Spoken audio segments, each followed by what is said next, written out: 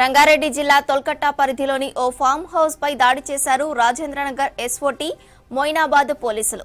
కోడిపందాలు నిర్వహిస్తున్నారన్న పక్కా సమాచారంతో రైడ్ చేశారు పోలీసులు. ఈ దాడిలో 46 కోడి కత్తులు, బెట్టింగ్ నాణాలతో పాటు 84 పందెం కోళ్లను స్వాధీనం చేసుకున్నారు. 5 మంది కార్మికులతో పాటు 64 మందిని అదుపులోకి తీసుకున్నారు పోలీసులు.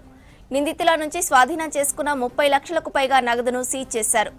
గేమింగ్ యాక్ట్, జంతు హింస నిరోధక చట్టం కేసులు నమోదు చేశారు పోలీసులు. ఇక ఇదే విషయానికి సంబంధించి మరిన్ని వివరాలు రాంప్రసాద్ అందిస్తారు. స్రవంతి, మనం చూడవచ్చు హైదరాబాద్ శివార్లో ఉన్నటువంటి మొయినాబాద్ పరిధిలో ఉన్నటువంటి తోల్కట్ట విలేజ్ లో అయితే ఒక ప్రైవేట్ ఫామ్ హౌస్ లో ఇటు కోడి పందాలు ఆడుతూ పట్టుకోవడం జరిగింది.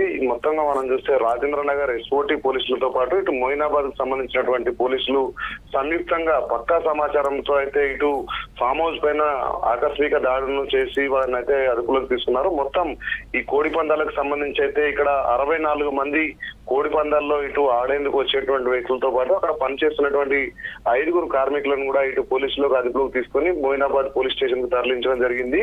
మొత్తం కనుక గమనిస్తే ఈ యొక్క కోడి పందాలలో 30 లక్షల రూపాయల నగదును కూడా ఇటు పోలీసులు అయితే ఇప్పటికే చెప్పడం జరిగింది. 30 లక్షలకు సంబంధించి 30,59,620 రూపాయల నగదుతో పాటు కోడి పందాలను నిర్వహించేందుకు తీసుకొచ్చినటువంటి 84 కోళ్లను కూడా, అంతేకాకుండా ఈ మొత్తం కోడి పందాలకు ఆడేందుకు వచ్చినటువంటి వారి నుంచి 64 సెల్ ఫోన్లను స్వాధీనం చేసుకోవడం జరిగింది. అంతేకాకుండా 55 కార్లను కూడా పోలీసులు స్వాధీనం చేసుకున్నారు. ముఖ్యంగా మనం చూస్తే కోడి పందాలకు వాడేటువంటి ఖర్చులను కూడా పోలీసులు అయితే మనకు చూపించడం జరిగింది. ఈ క్రమంలోనే మనం చూస్తే మొత్తం పేకాటలో పాల్గొన్న వాళ్ళందరూ కూడా 64 మందిలో మొత్తం ఎక్కువ శాతం అయితే ఇటు ఆంధ్ర ప్రాంతానికి చెందినటువంటి ప్రకాశం, ఒంగోలు, అదేవిధంగా రాజమండ్రి, ఈస్ట్ గోదావరి, వెస్ట్ గోదావరి జిల్లాలకు సంబంధించినటువంటి వ్యక్తులే ఈ కోడి పందాల్లో పాల్గొన్నట్లయితే ప్రాథమిక సమాచారంలో అయితే పోలీసులు తెలపడం జరిగింది. ముఖ్యంగా మొయినాబాద్ పరిధిలో ఉన్నటువంటి ఫామ్ హౌస్ లో ఈ యొక్క కోడి పందాలు జరుగుతున్నటువంటి సమాచారం మేరకు అయితే పోలీసులు రైడింగ్ చేయడంతో పాటు వారిని అదుపులో తీసుకొని వారిపైన జంతు హింస నిరోధక చట్టం కింద కేసును కూడా నమోదు చేయడం జరిగింది. మనం చూస్తున్నాం, ఆంధ్ర అంటేనే మనకు కోడి పందాలు అనేటువంటి ఒక అంశాలు అయితే గుర్తొస్తుంటాయి. ఈ క్రమంలో అక్కడ నుంచి ఇక్కడికి వచ్చేసి ఎవరైతే కోడి పందాలకు సంబంధించి మనం చూస్తున్నాం, గత కొద్ది రోజులుగా ఇక్కడ ఆంధ్రాలో సంక్రాంతి పండుగ పూర్తయిన అనంతరం అక్కడ ఉన్నటువంటి ఆర్గనైజర్ భూపతిరాజు శివకుమార్ అనేటువంటి వ్యక్తి నేతృత్వంలో అయితే ఈ యొక్క కోడి పందాలను నిర్వహించినట్లు పోలీసులు అయితే ప్రాథమిక సమాచారంలో వెల్లడి చేయడం జరిగింది.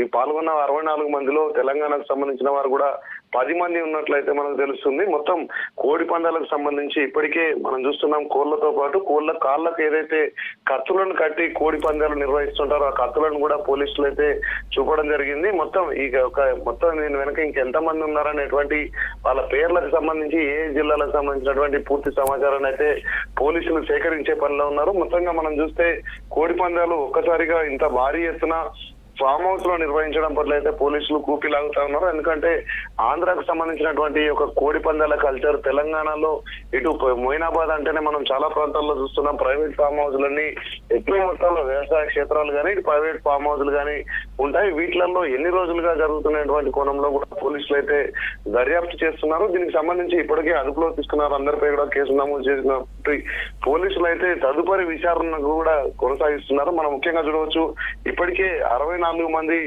ఈ కోడి పందాల్లో పాల్గొనేందుకు వచ్చినటువంటి వ్యక్తులతో పాటు అక్కడ పనిచేస్తున్నటువంటి 5 మొత్తం 69 మందిపై అయితే కేసు నమోదు చేసినటువంటి పోలీసులు ఆ కోళ్లు కానీ వాటికి ఉపయోగించేటువంటి కత్తులన్నింటినీ పోలీసులు స్వాధీనం చేసుకోవడంతో పాటు ఇటు నగదును కూడా భారీ మొత్తంలో నగదును అయితే స్వాధీనం చేసుకుని అయితే ఈ యొక్క కేసును దర్యాప్తు చేస్తున్నటువంటి పరిస్థితి. దీనికి సంబంధించి పూర్తి వివరాలు అయితే రేపు తెలిపేటువంటి అవకాశం ఉంది.